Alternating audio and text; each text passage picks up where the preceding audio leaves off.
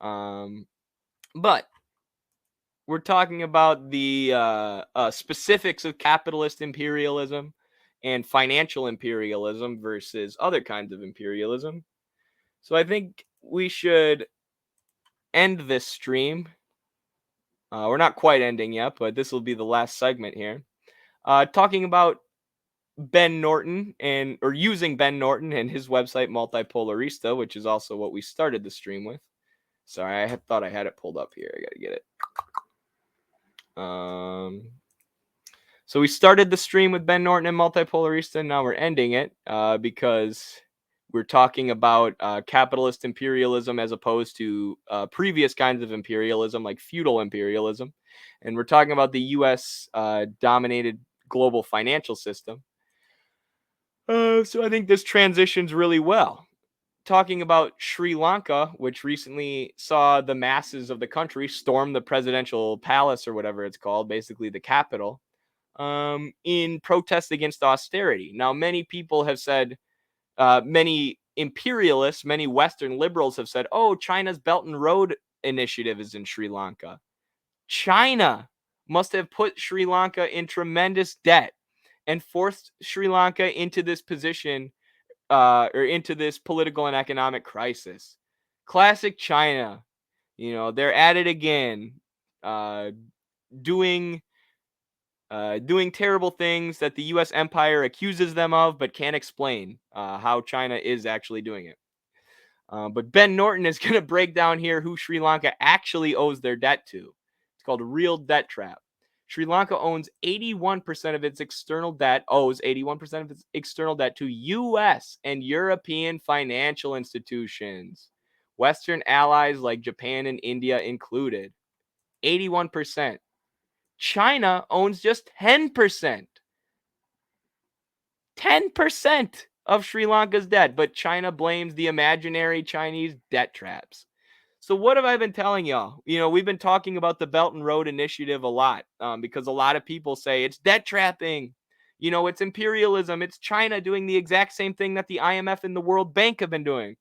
But I've said, no, the same interest rates on these developmental loans that China is giving these countries are what the U.S. gave to their Western European allies during the Marshall Plan. World War II had created a lot of destruction in Europe. The U.S. wanted to build up their allies, build up their industrial base so they would have military allies and allies to trade with, and prevent Europe from becoming fully communist and just relegate that to Eastern Europe. So they did the Marshall Plan. They started funding giving a lot of developmental loans to countries in Western Europe. These loans had a small interest rate of about 4%. Right? So you get these loans and you only got to pay them back with an interest of 4%. So recently, all the Western Europe, not super recently, but within the last 20 years, I believe, all the Western European countries were able to pay off their debt. It allowed them to be economic superpowers and self-sustainable countries after World War II, after all that destruction wrought by World War II.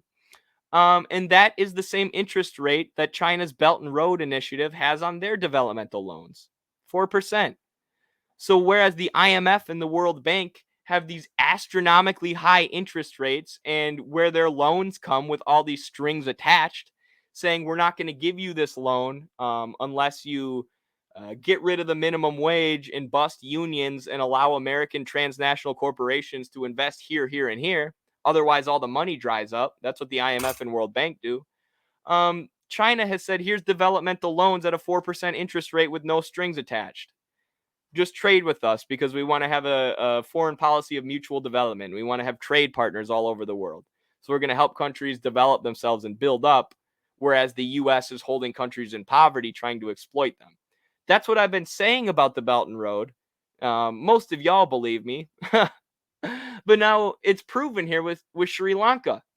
And, theory becomes reality here. The U.S. is trying to say that China's Belt and Road Initiative is what debt traps Sri Lanka, when in reality, 81% of their debt is owed to the IMF, World Bank, and other Western financial institutions.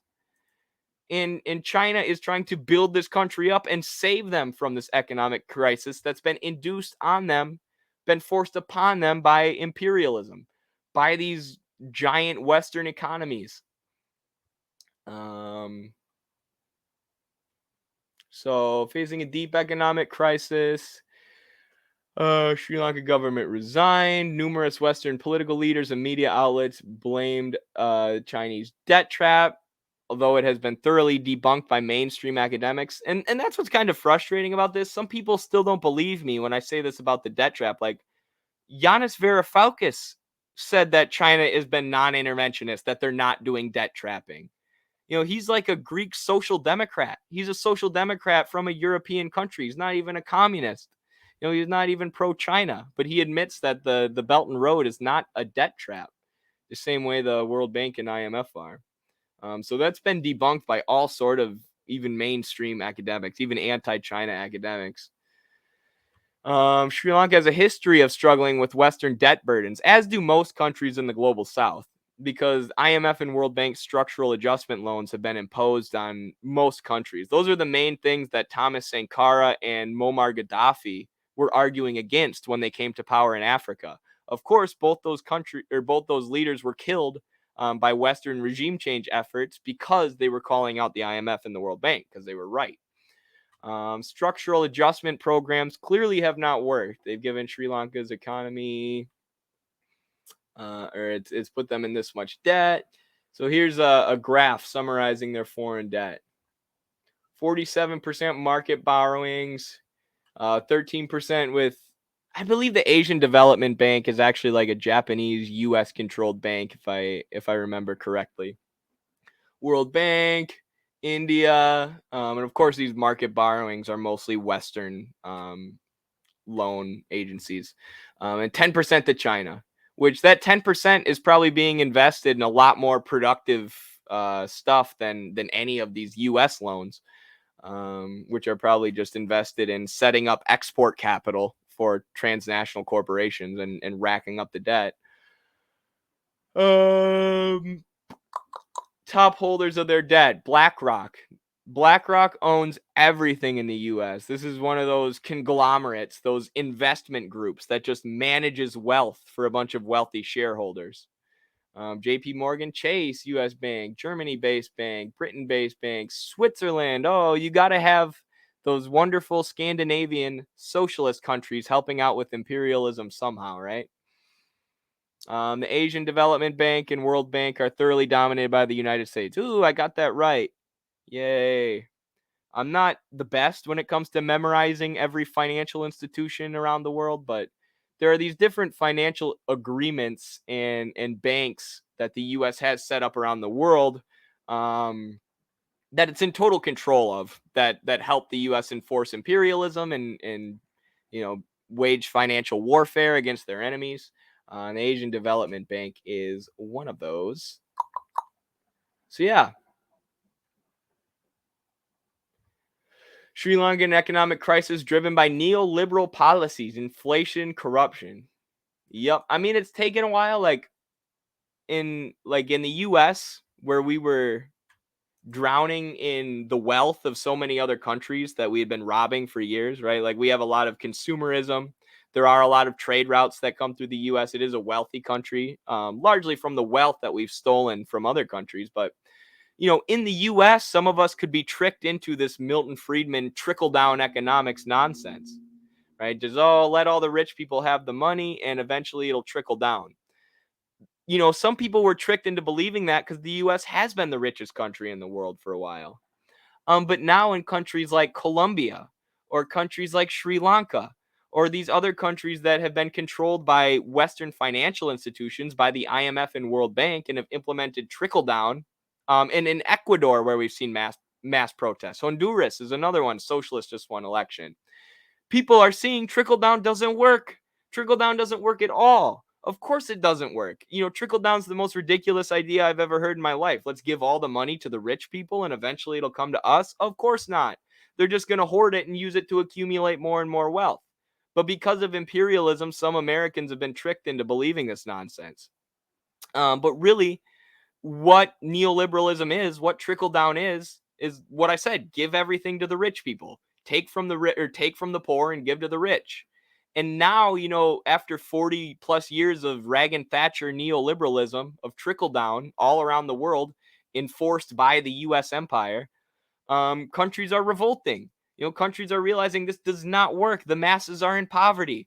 The rich are getting richer and the poor are getting poorer. And this is not the way it has to be. We don't have to do this because the US said this is the only way that works, because we have to adhere to the invisible hand. Milton Friedman told us so. No, Milton Friedman was full of shit. He was being funded by the bourgeoisie to try and steal all the resources from poor people and from working people and from the masses.